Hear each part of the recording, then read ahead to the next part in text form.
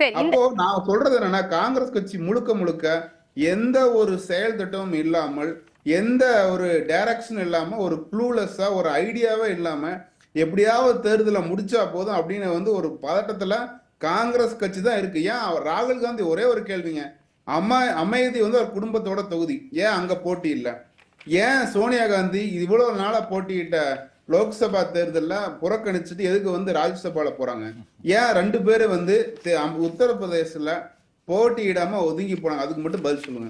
சரி, நான் அதை கேட்கிறேன் சந்திரசேகரன் அவர்கள்ட்ட. அப்ப நிறைய கேள்விகள் அவர் அடுக்கி இருக்கிறார். முதல்ல அந்த சொத்து வரி, அவங்களோட இந்த பரம்பரை சொத்து வரி, இதெல்லாம் தேர்தல் சமயத்துல பேசணுமா? தனிப்பட்ட கருத்தாக இருந்தாலும் அதை தேர்தல் சமயத்துல பேச வேண்டிய அவசியம் என்ன? அப்ப இதெல்லாம் காங்கிரஸோட அஜெண்டால இருக்கா அப்படின்னு கேட்கிறார்.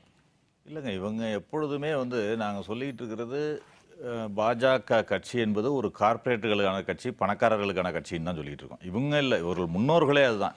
இன்ஹெரிட்டன்ட் டேக்ஸ் இருக்குல்ல உங்களுக்கு, இந்த சொத்து வரி, பரம்பரை சொத்து வரிங்கிறது ஜெயந்த் மட்டும் இல்லை, அருண்ஜேட்லியும் பேசியிருக்கார். அருண்ஜேட்லியும் இதை பேசியிருக்கார். ஒவ்வொரு காலகட்டத்திலும் இது ஒரு விவாதிக்கப்பட்டிருக்கிறது. ஏன்னா அது இன்இக்வாலிட்டி இருக்கிறப்ப இந்த மாதிரி பேச்சுக்கள் வருது. இப்போ எதனால் அந்த பேச்சு வந்துச்சு அப்படின்னு சொன்னால், இந்தியாவில் இன்இக்வாலிட்டி அதிகம் இருக்கிறதுன்ற ஒரு ஆய்வறிக்கை சொல்லுது. உலகிலேயே இன்இக்வாலிட்டி அதிகம் இருக்கிற கண்ட்ரியில இந்தியா ஒன்று என்று குறிப்பிடப்படுது. அப்படிங்கிறப்ப அதை பத்தி பேசுறாங்க. ஏன் இன்இக்வாலிட்டி இருக்கு அப்படின்றப்ப 84க்கு முன்னாடி இன்இக்வாலிட்டி இல்லையா? 84ல 85ல இந்த வரியை கட் பண்றாங்க இல்லையா? அதுக்கு முன்னாடி இன்இக்வாலிட்டி இருந்துதா இல்லையா? இல்ல, எல்லா கட்டங்களிலும் இருக்கிறது. எந்த ரேஷியோல இருக்குன்னு பார்க்கணும். இன்னைக்கு கூட நீங்க ஜிஎஸ்டி வரி கலெக்ட் பண்றோம். ஜிஎஸ்டி வரி கலெக்ட் பண்றதுல 60 to 2 lakh crore கலெக்ட் பண்ணிருக்கோம்னு இப்ப சொல்றோம். சாதனையா கலெக்ட் பண்ணிருக்கோம்னு சொல்றோம். அதுல 65% பாத்தீங்கன்னா லோயர் கிளாஸ், அவங்க தான் 65% பண்றாங்க. ஹை ரிச் பீப்புள் 5% தான். நீங்க அதே மாதிரி ஒவ்வொன்றும் இன்கம் டேக்ஸ் எடுத்துக்கிட்டீங்கனாலும் அப்படிதான் இருக்கு. நீங்க அந்த மாதிரி இன்இக்வாலிட்டி இருக்கு. நீங்க ஒரு நாட்டோட சொத்துல எவ்வளவு பேர்கிட்ட அது எவ்வளவு சொத்து இருக்குன்னு ராகுல் காந்தி தெளிவா சொல்றாரு. நீங்க நாட்டோட சொத்து எவ்வளவு பேர்ட்ட, நீங்க கடந்த காலகட்டங்கள்லையும் இவர்களுடைய முன்னோர்களா இருந்த இந்து மகாசபாவா இருக்கட்டும், ஆர்எஸ்எஸ்ஸா இருக்கட்டும், அவர்களுடைய நோக்கமும் அதுதான். நீங்க ஜமீன்தாரி ஒழிப்பு முறைன்னு கொண்டு வந்தாங்க. ஃபர்ஸ்ட் கொண்டு வந்த பொழுது என்ன சொன்னாங்கன்னா, இவர்கள் அது இந்துக்களுக்கு எதிராக ஜமீன்தாரி ஒழிப்பு முறை கொண்டு வந்தாங்கன்னாங்க. எங்க முஸ்லீம்ல ஜமீன்தார் இல்லையா, கிறிஸ்தவர்கள் இல்லையா? ஜமீன்தாரி ஒழிப்பு முறை என்பது எதற்காக கொண்டு வந்ததுன்னா, அந்த இடத்துல ஒரு ஒரு ஆளுமையா வேண்டுமென்றே எல்லாரையும் அடக்கி ஆண்டு கொண்டிருந்தவர்களை ஒழிப்பு முறை தான் அதை கொண்டு வந்தாங்க. அதே மாதிரி மன்னர் மானிய ஒழிப்பு முறை கொண்டு வந்த பிறகும் அப்போதும் ஜனசங்கம் எதிர்த்தது. ஏனென்றால் மன்னர் மானிய ஒழிப்பு முறை என்பது இந்துக்களை அடக்கி ஆள்வதற்காக இவங்க பண்றாங்க. இந்து மன்னர்கள் எல்லாம் ஏன் அப்பவும் முஸ்லீம் மன்னர்கள்லாம் இருந்தாங்க. முஸ்லீம் சுல்தான் இங்க கூட இருந்தார், ஆர்காட் நவாப்லாம் இருந்தாங்க. எல்லாருக்கும் சேர்த்து தான் அது ஒழிக்கப்பட்டது. அடுத்தது அதே மாதிரி வங்கிகள்லாம் தேசியமயமாக்கப்பட்டது. இந்திரா காந்தி அவர்கள் பீரியட்ல வங்கிகள்லாம் தேசியமயமாக்கப்பட்டது. அப்ப இவங்க என்ன சொன்னாங்கன்னா, இந்திரா காந்தி அவர்கள் வங்கிகளை எல்லாம் பறித்து தனியாரிடம் கொடுக்க போகிறார், காங்கிரஸ் கட்சிக்காரர்களிடம் கொடுக்க போகிறார்னு இவங்க பிரச்சாரம் செய்தவர்கள் தான் இவங்க.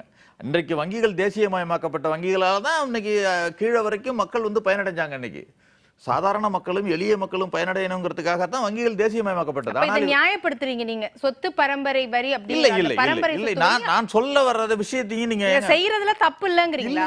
இல்ல, அதுக்கும் இதுக்கு சம்பந்தமே கிடையாது. நீங்க பரம்பரை சொத்து வரின்றது பேச்சே இப்ப கிடையாது. ஒன்று.